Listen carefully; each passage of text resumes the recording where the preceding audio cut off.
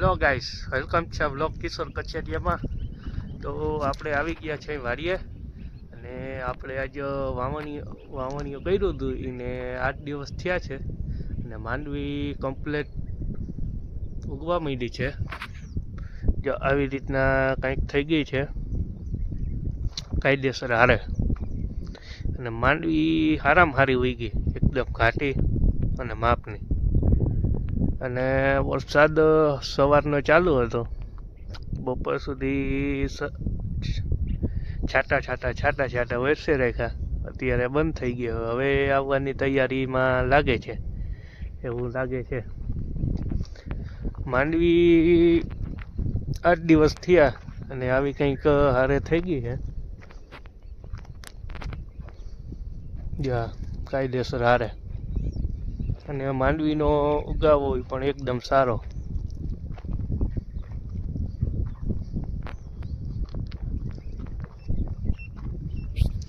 હવે જો થોડોક વરસાદ થઈ જાય ને, ભગવાન કરે ને વરસાદ આવી જાય ને, તો હજી સારામાં સારું. હજી વરસાદની ખાસ જરૂર જ છે. હજી જો એવો વરસાદ આવ્યો નહીં, આ વરસાદ તો આપણે માંડવી ઉગી જાય ને માંડવીમાં આમ થોડું આમ રસબસ જેવો છે એમ, કે હજી માંડવીના ઉગાવવામાં સારામાં સારો છે એમ. હજી વરસાદની ખાસ જરૂર છે.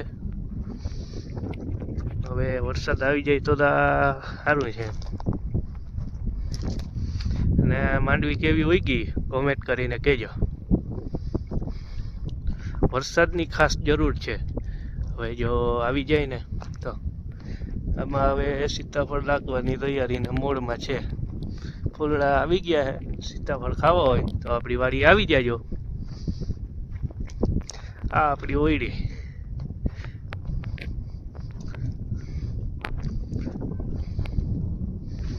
તો આપણે હવે ક્યાંય ઘરે બીજું શું, ઢગ દઈ અને નીકળી ઘરે. ને આ પાડોશીની માંડવી પણ એમની જ છે, હાઈ ક્લાસ ઉગાવો જોરદાર, બધી રીતના સારું છે. બધાને ઉગવણમાં ને તો સારું જ છે.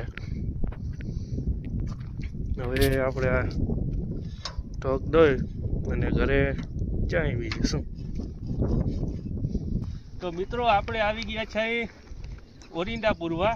માંડવીમાં ક્યાંક ઓરિંડા પૂરા થઈ ગયા ને, તો એને બુરી નાખી માંડવીમાં પાછું ખડ ના થાય. તો આપણે હવે વાજો ઓલી વાવ આગળ ઓરિંડા બુરવાના છે. થોડાક છે ગરકા તો બુરી નાખીને તો પાછું ખડ ના થાય. આ રીતે જ આમ ચા કરી કોદારીથી આમ, અને આમાં બી ચોપી જાય ને તો પાછું અહીંયા ખડ ના થાય. થોડા કયા હાથ એકના નથોડાવાના ગરકા થઈ જાય.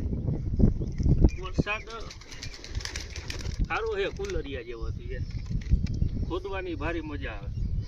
રાખી દે. આપણે આવી ગયા છે ઘરે અને લીલીછમ હરિયાળી થઈ ગઈ છે. વ્યૂ એકદમ જોરદાર મસ્ત લાગે અહીંથી હરી ઉપર બેઠા જોઈ તો.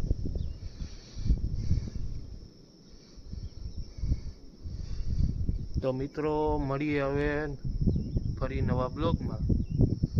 લાઈક, સબસ્ક્રાઈબ અને શેર કરવાનું